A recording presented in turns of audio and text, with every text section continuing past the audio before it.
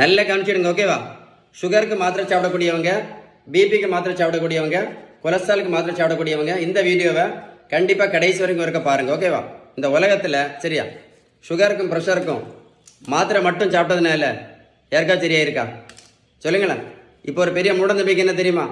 Rice சாப்பிட்டதுனால தான் சுகருக்கு மாத்திரை, ரைஸ் சாப்பிட்டு தான் இன்சுலின் போட்டுட்ருக்கோம் அப்படின்னு. அப்படி தானே? நான் ஒரு கேள்வி கேட்குறேன், பதில் சொல்கிறீங்களா? வட இந்தியாவில் அவங்க ரைஸ் சாப்பிடவே மாட்டாங்களே. வட இந்தியாவில் எத்தனை பேர் சுகருக்கு மாத்திரை போடுறாங்க? எத்தனை பேர் இன்சுலின் போட்டுட்ருக்காங்க? என்னைக்காவது யோசித்து பார்த்தீங்களா? நடைபயிற்சி மட்டும் பண்ணதால யாராவது சுகர் மாத்திரை நிறுத்தியிருக்காங்களா? இல்லை யாராவது இன்சுலின் நிறுத்தியிருக்காங்களா? நடைபயிற்சி மட்டும் பண்ணதால நல்லா கேட்டுக்கிடுங்க, சரியா? 1 கிலோமீட்டர் நடைபயிற்சி பண்ணால் கூட 40லேருந்து 50 கேலரி மட்டும்தான் இருக்க முடியும்.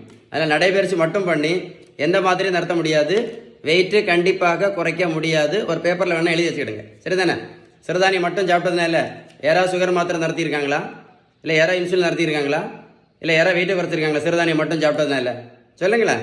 வெந்தயம், ஆவாரம்பூ, கொய்யா இலை, கிரீன் டீ, இப்போ மாங்காயிலையும் பயங்கர ஃபேமஸ். மாங்காய் இலை, கருவேப்பிலை, கரிஞ்சீரகம், வேற என்னது, நெல்லிக்காய் ஜூஸ், நாவல் பழம்.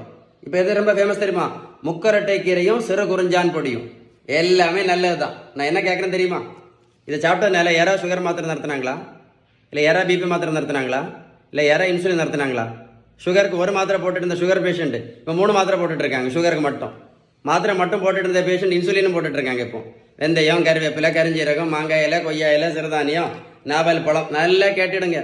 மருத்துவத்துள்ள ஸ்டாண்டர்ட் புத்தகம் ஹாரிசன். அந்த புத்தகம் என்ன சொல்லுது அப்படின்னா, sugar, pressure, cholesterol, fatty liver, பித்தப்பைக்கல், உடல் பருமன், பிசிஓடி, பிசிஓஎஸ், ஹார்மோன் பிரச்சனை, இதுக்கு எல்லாத்துக்குமே அவங்க சொல்லக்கூடிய ஒரே ஒரு treatment, correct treatment, best treatment, balance டயட்டை மட்டும்தான்.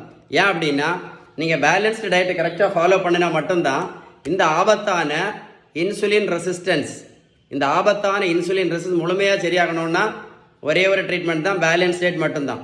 உங்களுக்கு பேலன்ஸ் டயட் படி ஏதாவது சந்தேகம் இருந்தால் கண்டிப்பாக இந்த நம்பரில் கால் பண்ணி பேசுங்க. நீங்கள் பேலன்ஸ் டயட் கடைபிடிக்கலன்னு வைங்களேன், இதே மாத்திரையும் இதே இன்சுலினும் இன்னும் 50 வருஷம் சாப்பிட்டா கூட எந்த நோயும் முழுமையாக சரி ஆகாது அப்படின்னு அந்த புத்தகம் தெளிவாக சொல்லுது. என்ன சொல்லுதுன்னா, balance diet is very powerful அப்படின்னு அந்த புத்தகம் தெளிவாக சொல்லுது.